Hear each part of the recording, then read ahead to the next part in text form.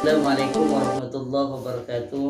Anak-anakku kelas 5 yang Pak Guru sayangi, alhamdulillah kita mulai pembelajaran pada hari ini dengan ucapan bismillahirrahmanirrahim. Mudah-mudahan apa yang kita pelajari pada hari ini bersama ridho Allah Subhanahu wa taala. Dan untuk pelajaran SKI kali ini kita akan membahas untuk melanjutkan pembahasan yang kemarin. Pembahasan minggu yang lalu kita sudah membahas tentang kebijakan Khalifah Umar bin Khattab. Dan untuk pembelajaran kali ini ada tujuan pembelajarannya, yaitu agar kalian dapat memahami, mengetahui beberapa perluasan wilayah Islam ketika Umar bin Khattab melanjutkan perjuangannya, yaitu melanjutkan perjuangan dari Abu Bakar As-Siddiq memperluas wilayah Islam, dengan harapan mudah-mudahan kalian semuanya bisa mengambil hikmah. Dan juga yang kedua, tujuan pembelajaran ini agar kalian dapat mengetahui peristiwa wafatnya Khalifah Umar bin Khattab. Nah, anak-anakku yang Pak Guru sayangi, jadi Khalifah Umar bin Khattab ini melakukan perluasan wilayah, yaitu pertama adalah pembebasan, yaitu Syam. Syam ini menjadi pusat kekuatan oleh Romawi Timur, dan Umar bin Khattab ini melakukan strategi yang luar biasa sehingga dapat menaklukkan kekuatan Romawi di Syam pada tahun 16 Hijriah. Kemudian pasukan Islam berhasil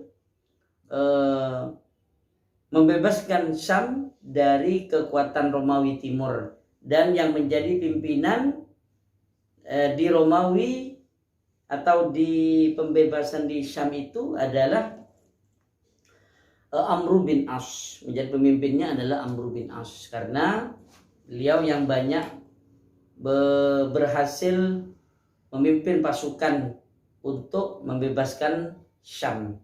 Kemudian yang kedua, perluasan wilayah ke Persia. Dan di Persia ini terjadi pada tahun 16 kenabian, pada tahun 16 Hijriah, yaitu kemudian berlanjut pada tahun ke-17 Hijriah, dan alhamdulillah pada tahun 22 Hijriah pasukan muslim telah berhasil menaklukkan kekuatan Persia sehingga takluk. Dan yang menjadi pimpinan pada waktu itu atau menjadi gubernur di Persia adalah Sa'ad bin Abi Waqqas. Kemudian selanjutnya pembebasan yang kedua, perluasan wilayah, itu pembebasan Baitul Maqdis di Yerusalem. Itu terjadi sejak tahun 16 Hijriah.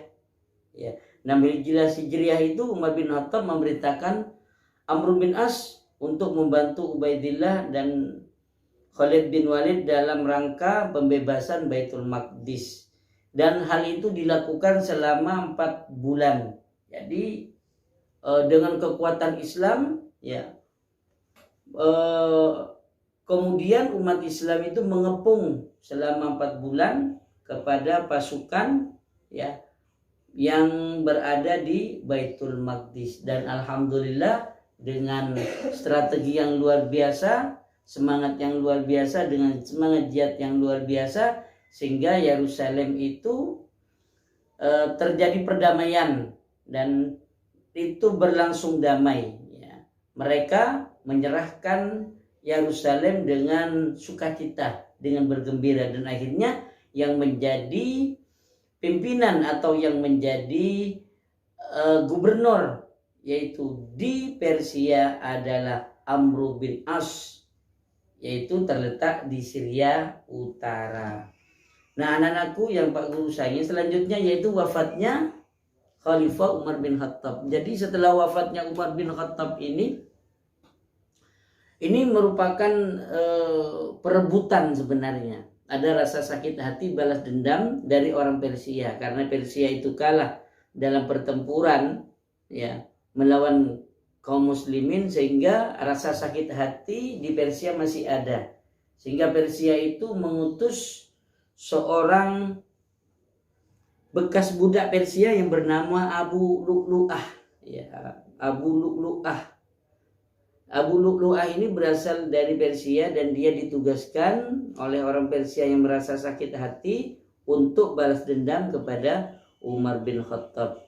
Nah, dengan berbagai macam cara sehingga ketika Umar bin Khattab ini sedang sholat di Masjid Madinah atau di Masjid Nabawi, ternyata Abu Lu'lu'ah menikam Umar bin Khattab dari belakang. Dan ini yang menyebabkan sehingga Umar bin Khattab mulai jatuh sakit.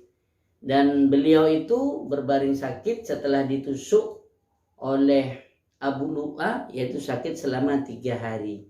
Dan akhirnya meninggal dunia pada hari Sabtu tanggal 25 Zulhijjah pada tahun 23 Hijriah. Berarti Umar bin Khattab ini menjadi khalifah selama 10 tahun 6 bulan dan 4 hari. Dan beliau itu meninggal dunia pada usia 63 tahun, sama dengan usia baginda Nabi Muhammad, ya, wafat juga pada umur 63 tahun. Dan banyak sekali jasa-jasa perjuangan beliau selama menjadi khalifah, ya.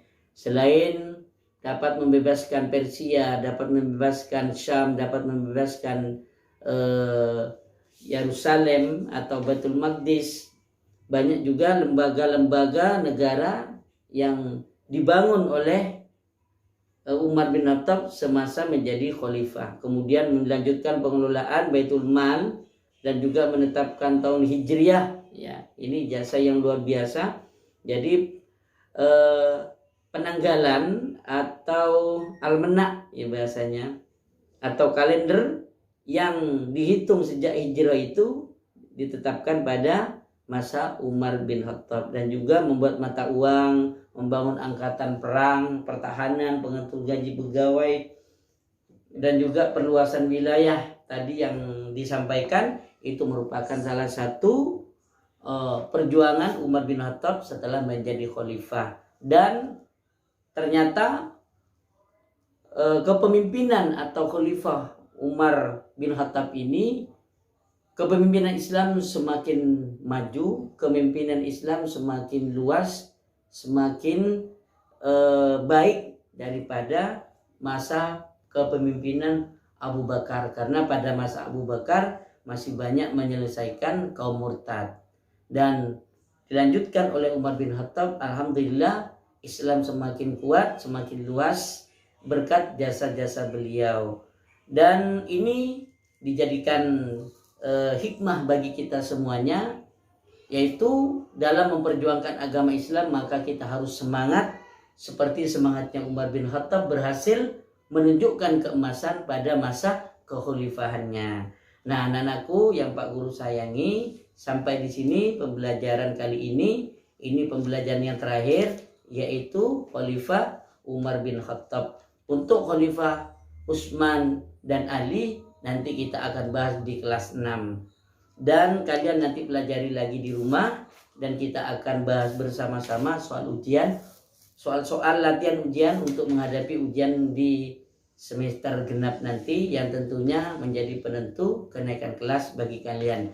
Dan dari Pak Guru akhiri dengan ucapan alhamdulillahirabbil alamin, wallahul muwaffiq ila aqwamit thoriq. Wassalamualaikum warahmatullahi wabarakatuh.